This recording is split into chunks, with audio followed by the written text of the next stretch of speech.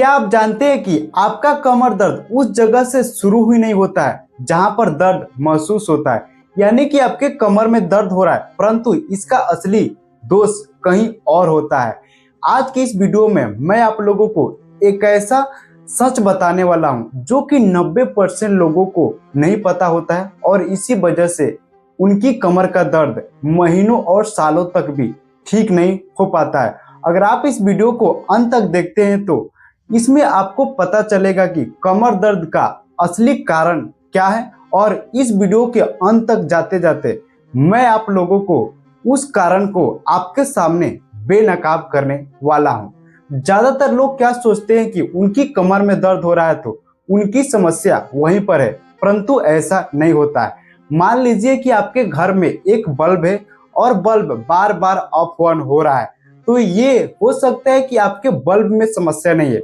बल्कि आपके main light या फिर जो वायरिंग है उसमें शायद समस्या है या फिर स्विच में समस्या रहता है। तो कई बार ऐसा होता है, यानी कि आपको समस्या दिखाई दे रहा है बल्ब में, लेकिन बल्ब में समस्या नहीं है। समस्या कहाँ है? आपके वायरिंग जो किया गया है। ठीक उसी तरीके से हमारे शरीर में भी होता है, यानी कि जहां पर दर्द दिखाई दे रहा है वहां पर समस्या नहीं है, समस्या कहीं और ही रहता है, जिसे साइंस में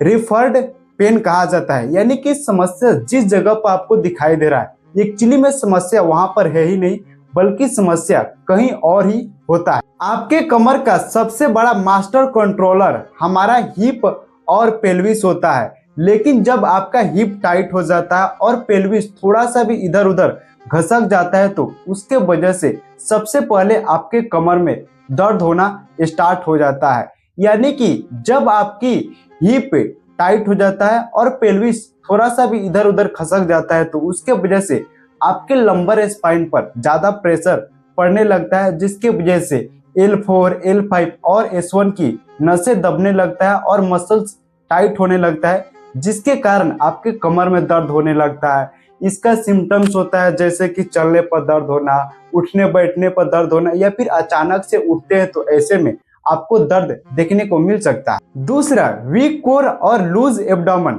मान लीजिए कि आपका रीढ़ एक खंबा है और खंबा तभी खड़ा रह पाता है जब तार चारों तरफ से पकड़ा हुआ रहता है, तो कोर इसमें तार के रूप में कार्य करता है। जब आपका कोर कमजोर हो जाता है तो उसके वजह से आपके पूरे शरीर का वजन आपके कमर पे आ जाता है, जिसके वजह से आपके मसल्स और नसें पर ओवरलोड पड़ जाता है और फिर दर्द होना स्टार्ट हो जाता है। या फिर उन लोगों को समस्या ज्यादा होता है जिनका पेट बाहर की तरफ निकला हुआ रहता है, जो लंबे समय तक बैठकर काम करते हैं या फिर जिनकी पोस्चर खराब रहता है, तो ऐसे में उनको दर्द ज्यादातर देखने को मिल सकता है। फीट और एंकल सबसे अनदेखा कारण। क्या आप मानेंगे कि आपका पैर भी आपके कमर के वजन को संभाल कर रखता है, लेकिन जब आपका पैर फ्लैट यानी कि चपटा हुआ रहता है तो ऐसे में क्या होता है कि आपके शरीर का अलाइनमेंट बिगड़ जाता है, जिसके वजह से